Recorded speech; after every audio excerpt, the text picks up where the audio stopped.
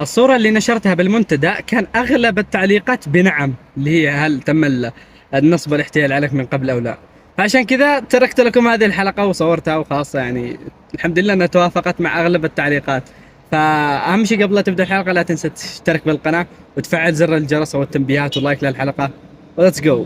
شوفوا يا اخوان، اول شيء قبل ما ابدا معكم بحلقه هذا اليوم صراحه حاب اشكركم جدا على المقطع اللي نشرته، وقلت لكم ابغى استشارتكم فيه.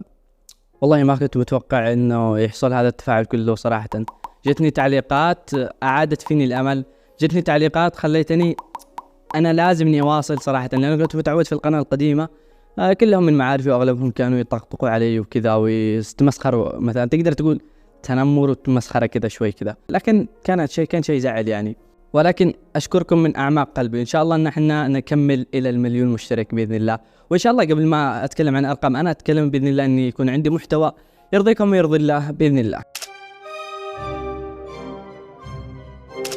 أمش يا أخوان، كنت أنا في فترة ما قبل السفر للمملكة حفظها الله، كنت أنا أشتغل في اليمن. حلو، كنت في محل كوش وحفلات كذا بسيط يعني. أهم شيء المهم جمعت كم قرش من الشغل يعني تحت المطر والشمس والغبار، لأن كان شغلنا خيام وكذا نركبها، فتحت كل الظروف القاسية. طبعا هذه واحدة من صور يعني حق هذيك الأيام، فأسأل من الله أن يفرجها على كل شاب مجاهد في هذه الحياة. المهم كنت أحوش على أساس إني ودي أشتري يعني فيزا أو أسافر السعودية عشان اجمع فلوس كثير وابني مستقبلي. حلو، فقابلني شخص ودخلني بشركه اسمها شركه تعدين ايثيريوم وكذا، انهم يعني يجيبوا ارباح بالدولار. فيا ولد انا هذيك الايام او هذاك الوقت ما كنت مصدق انا اللي قاعد يصير، يعني كل يوم سهمي يعطيني من 4 إلى 6 دولارات. فقمت أنا طوالي اشتريت السهم الثاني والثالث، يعني كل ما تجتمع لي شوي فلوس من وظيفتي ومن الفلوس اللي جوا هذا الموقع اشتري فيها اسهم كثيره. اقسم بالله العظيم الين صفرت وصار كل فلوسي في هذا الموقع على اساس اني ضامنها يعني. فما وقفت انا هنا، لا قمت انا ضميت ابن خالي الطفران، وقسم بالله ما اكذب عليكم ان ابوه احول له فلوس حلو عشان يعطيها لاهله، فقام شراها واخذها واشترى فيها سهم وما بقى اعطاها لاهله. يا ولد عموما بعد شهرين حلو من التخدير المالي اللي حصل معانا، صرنا نتخيل بعد كم سنه يعني وش حنشتري، كم حيصير عندنا اسهم، حنصير مليارديرات. حلو، الا وبعد شهر اقسم بالله العظيم. شوفوا القصه تراها يعني طويله، والمفروض اني اخليها يعني مقطع منفصل، ولكن خلونا يعني كيف اقول لك يعني نستمتع بشكل متواصل، لان هذه الحلقه تعتبر توعويه بعض الشيء. المهم انا رحت الامتحانات ولو يجيني خبر يصعقني اليوم الثالث، نشوان الموقع توقف وخدمه العملاء مقفله من تليجرام. والله ما احكي لكم الشعور يعني هذيك الايام. شاب عمره 17 سنه يعني قعدت في كل واحدة من القهر، تأزمت نفسيا حتى أبي ما كان يعرف. هذيك الفترة كانت أكبر صدمة أتعرض لها بحياتي أظن. في أشياء كثيرة حصلت لي حلو، ولكن بختصر لكم يعني لأن هذا اللي حصل معي له علاقة بغسيل الأموال، وبشرح لكم في الحلقة هذه. فسيداتي سادتي يلا بدينا. حياك الله يا سند المشاهد في فيديو اليوم، الأكشن والمتعة والإثارة والمغامرات، كأني مقدم في سبيستون. أهم شيء ما علينا. بعد اللي حصل معي هذيك الفترة يا إخوان بحثت عن موضوع حلو كان ناخر راسي، ألا وهو غسيل الأموال. أنا ما اكتفيت فقط إني يعني أعرف إيش معنى المصطلح هذا، لكن تعمقت وجمعت كثير من المعلومات حول هذا الموضوع لأنه تسبب لي بمصيبة. فأولا يا عزيزي المشاهد استاذن منك عشان تشترك بالقناه، فهذا دعم معنوي كبير تقدمه لاخوك، واستاذنك مره اخرى انك تعمل لايك بسيط جدا وجميل مثل ابتسامتك. طيب وش يعني غسيل الاموال؟ وايش يعني غسيل الاموال العكسي؟ وليش سمي بهذا الاسم غسيل الاموال؟ كيف تتم هذه العمليه؟ وما هي مراحلها؟ واين تتواجد؟ واسئله كثيره لم تسمعها من قبل.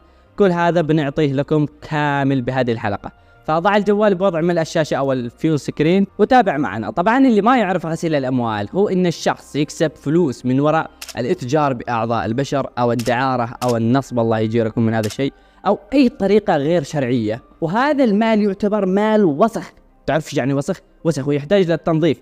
قبل لا أقول لك يعني كيف ينظفون هذا المال الوسخ والغير شرعي، خليني أجاوبك على السؤال المحير: لماذا سمي بهذا المصطلح غسيل الأموال؟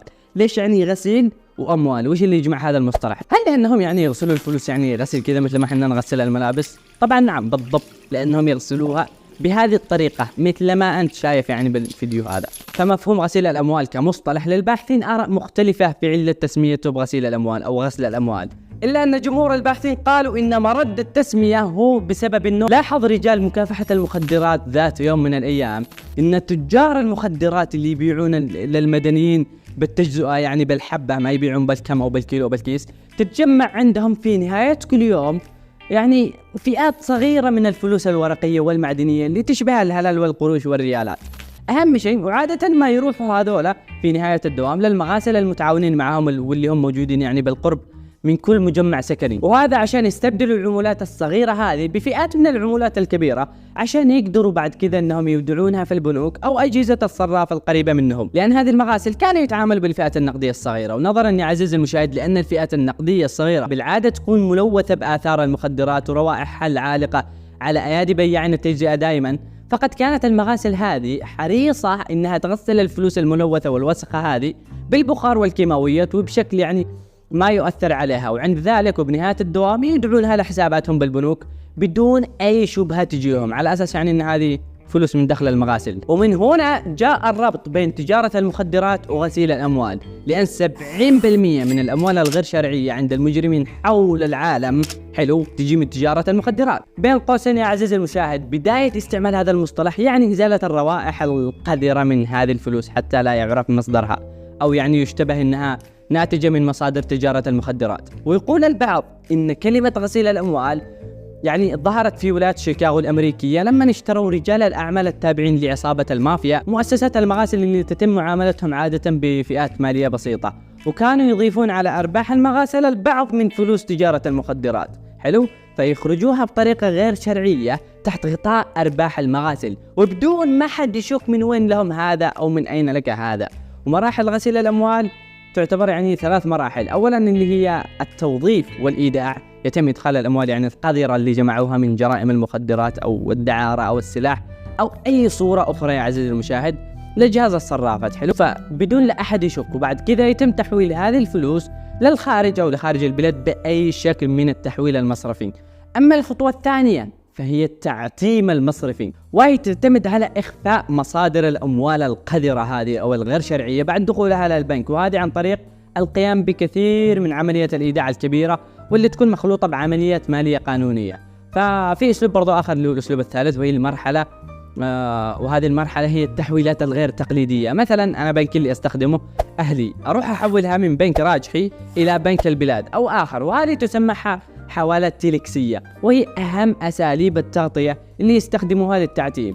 أما المرحلة الأخيرة وهي التكامل والاندماج، يعني معروفة من اسمها، وهي المرحلة الأخيرة لغسيل الأموال المحرمة، وتهدف هذه الحركة إلى دمج المال القذر والحرام في الاقتصاد الوطني لدولة صاحب المال الوسخ هذا، فيخليه ظاهر كأنه حلال من حيث يعني يظهر أنه أرباح مشروعة من أعمال تجارية ويتعامل فيها بشكل قانوني بعد كذا، ويتخلص من ملاحقته عن مصدره بالمبادئ الإسلامي من أين لك هذا.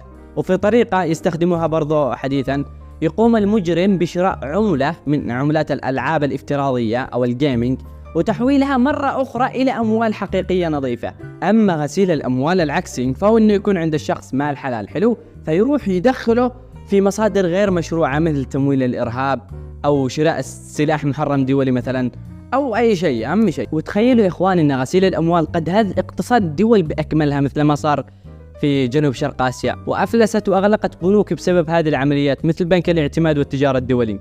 وغسل الأموال هو عملية مركبة من عدة جرائم، مو جريمة واحدة. فهي أموال أولا محرمة يعني، وثانيا تتحول بإجراءات في الظاهر إلى أموال مشروعة وهي ليست مشروعة أساسا.